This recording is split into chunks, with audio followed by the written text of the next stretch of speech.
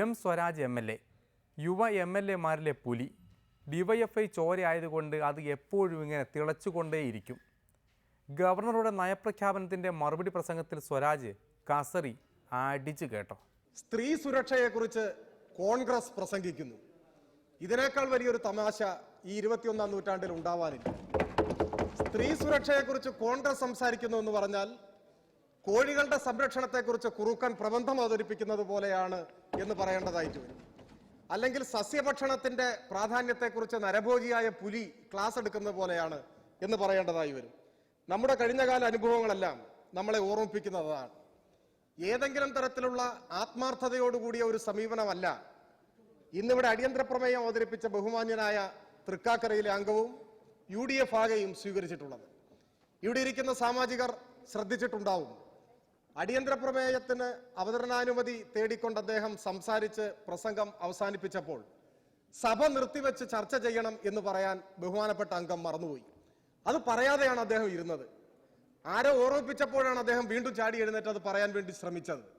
ഇത് തന്നെ ചൂണ്ടിക്കാണിക്കുന്നത് ഈ ഉന്നയിക്കപ്പെട്ട വിഷയത്തെ സംബന്ധിച്ച് ഏതെങ്കിലും തരത്തിലുള്ള ഒരു ആകുലത അവർക്കില്ല. മറിച്ച് അറിയപ്പെടുന്ന ഒരു നടി ആക്രമിക്കപ്പെട്ടു എന്ന വാർത്ത ഉണ്ടായപ്പോൾ അതിനെ ഒരു അവസരമായി സ്വീകരിച്ചുകൊണ്ട് ജനങ്ങൾ ഹൃദയത്തിലേറ്റിയ ഒരു സർക്കാരിനെതിരായി അർദ്ധരഹിതമായ ഒരു കോലാഹലം സൃഷ്ടിക്കാനുള്ള പരിശ്രമമാണ് ഇവിടെ നടത്തിയിട്ടുള്ളത്. അടിയന്തര പ്രമേയം അവതരിപ്പിക്കാൻ ശ്രമിച്ച അംഗം കഴിഞ്ഞ ദിവസം എറണാകുളത്ത് ഉപവസിക്കുകയും ചെയ്തു. എന്തിനായിരുന്നു അദ്ദേഹത്തിന്റെ ഉപവാസം എന്നത് കൗതുകകരമാണ്. നിർഭാഗ്യകരമായ ഒരു സംഭവം ഉണ്ടായി. ഒരാഴ്ച തികയുന്നതിന് മുൻപ് 6ാം നാൾ മുഴുവൻ പ്രതികളെയും പിടിച്ച് അകത്തിട്ട ഒരു സർക്കാരിന്റെ നേട്ടത്തിന്റെ മുൻപിൽ ഒരാൾ പ്രതിഷേധ സമരം നടത്തുന്നുവെങ്കിൽ ആ പ്രതിഷേധം പ്രതിയെ പിടിച്ചതിലുള്ള പ്രതിഷേധമാണ്. അതല്ലാതെ മറ്റൊരു കാരണവും നമുക്ക് അവിടെ കാണാൻ വേണ്ടി കഴിയില്ല. ആ അറസ്റ്റ് തന്നെ വിവാദമാക്കാനുള്ള ശ്രമമാണ് ഈ കൂട്ടർ നടത്തിയത്. സംഭവം നടന്ന 6ാം നാൾ പ്രതിയെ തൂക്കി അകത്താക്കിയ സർക്കാരും ആഭ്യന്തര വകുപ്പുമാണ് ഈ കേരളം ഭരിക്കുന്നത്. അപ്പോൾ ഒരു കൂട്ടർക്ക് തോന്നുന്നു ഇറങ്ങിപ്പോകണം. ഇങ്ങനെ തൂക്കി അകത്താക്കാൻ പാടുണ്ടോ? ഇങ്ങനെ പ്രതികളെ പിടിക്കാൻ പാടുണ്ടോ?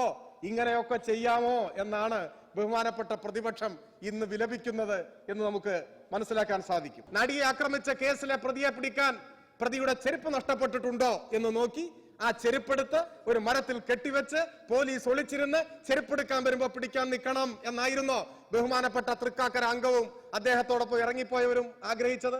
അങ്ങനെയാണ് ആഗ്രഹിച്ചതെങ്കിൽ ആ ആഗ്രഹം സഫലമാക്കാനുള്ള ഗവൺമെന്റ് അല്ല ഈ ഗവൺമെന്റ്. ഇത് സ്ത്രീകളുടെ സുരക്ഷിതത്വത്തിന് വില കൽപ്പിക്കുന്ന, അക്രമികളോട് വിട്ടുവീഴ്ച ചെയ്യാത്ത ഗവൺമെന്റ് ആണ് എന്ന് നിങ്ങൾ മനസ്സിലാക്കണം.